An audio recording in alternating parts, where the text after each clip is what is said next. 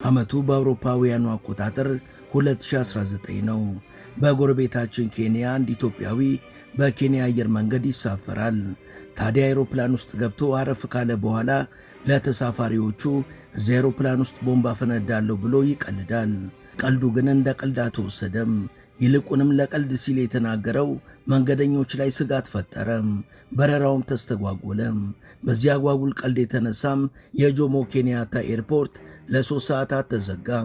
የአገሪቷ ፖሊስም ግለሰቡን በቁጥጥር ስር በማዋል 4 ወር እስርና 100,000 የኬንያ ሽልንግ እንዲከፍል ወስኖበታል። በነገራችን ላይ በስከዛሬው የዓለማችን የበረራ ታሪክ ከዘንዶ እስከ ጉንዳን፣ ከሸራሪት እስከ ጊንጥ በርካታ ነፍሳቶችና እንስሳቶች በረራዎችን አስተጓጉለዋል። በትንሾቹ ንብና ዝንብ ምክንያትም ከመከስከስ ለጥቂት የተረፉ ፕሌኖች ቁጥራቸው ትንሽ አይደለም። ከእንስሳቱ ወጣ ስንል ደግሞ ከ100 በላይ መንገደኞችን የያዘ ፕሌንን ያበረ የነበረ ፓይለት በበረራው መሃል በድንገት እስከ ወዲያኛው አሸልቦ ያውቃል። እንዳው ያድርስ ነው እንጂ ፕሌን ላይ ያልተጠበቁ ገጠመኞች በርካታ ናቸው።